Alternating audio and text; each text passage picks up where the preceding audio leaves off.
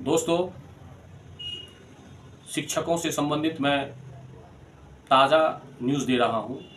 कल दिनांक 22 अप्रैल 2024 को कोलकाता हाई कोर्ट में ये फैसला सुनाया गया है कि 25,753 शिक्षकों का बहाली रद्द करते हुए 12% इंटरेस्ट के साथ रिटर्न करने के लिए मैं ये भी जानकारी दे रहा हूं, इन शिक्षकों का बहाली 2016 में हुआ था और 2016 में जो बहाली हुआ, किसी ने केस कर दिया, केस किया, केस चलते चलते कोर्ट का मामला प्रोसेस में होता है, नोटिस देता है, गवाही गुजरता है, सारा सबूत दिया जाता है।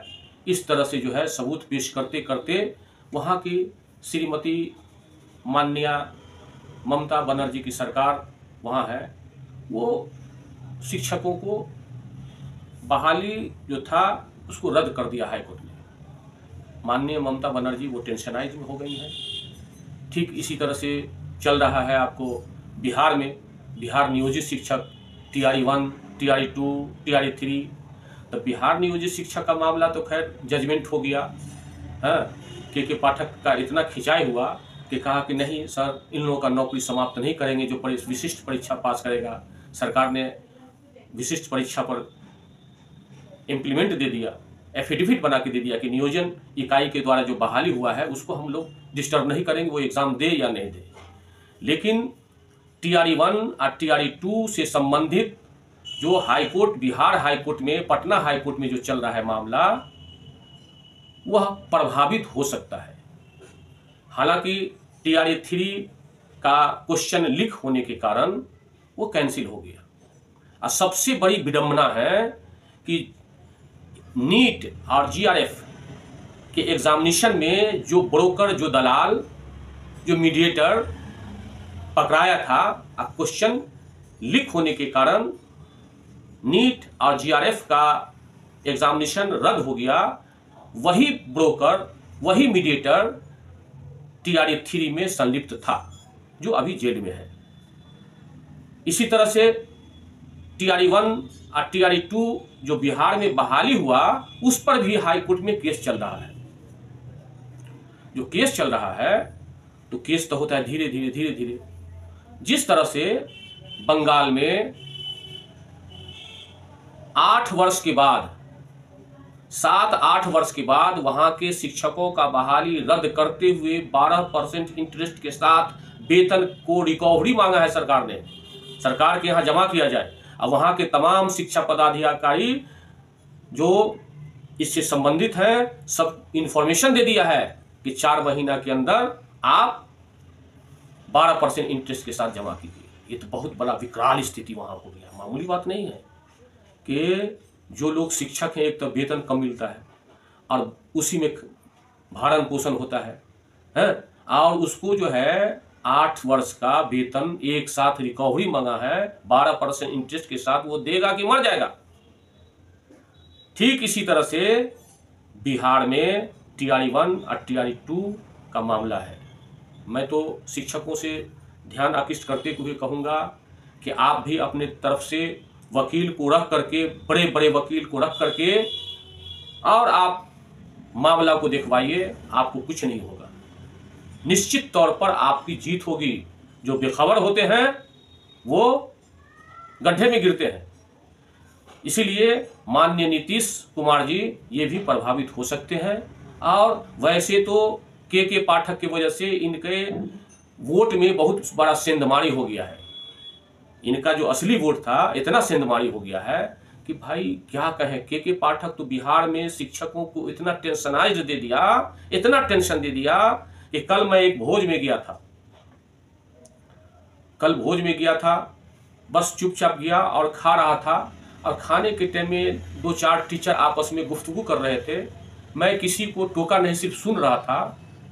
एक शिक्षक तो ऐसे बोले, एक शिक्षक ऐसे बोले कि भाई इतना बड़ा टेंशन माथा में हो गया है, सिर में हो गया है कि रात में मैं सपना आया कि मेरा नौकरी बर्खास्त हो गया। चिंता में था, घर के लोग चिंता में चले गए अड़ोस पड़ोस कुछ खुश होने लगे, कुछ चिंता में चले गए। लेकिन जब सुबह में नींद टूटा तो कहा भाई ये तो ला हौल वला कुव्वत, आप लोग कोई कहिए राम राम, मैं तो बिस्तारा पर हूँ। अब कहिए कि इतना बड़ा माननीय नीतीश जी आप टेंशन को ला करके खड़ा कर दिए हैं, ये आपको वोट देगा? आपको उम्मीद है? आपकी पार्टी समाप्त हो जाएगी। नहीं तो आप अभी भी अडिग होकर के पाठक को हटाइए।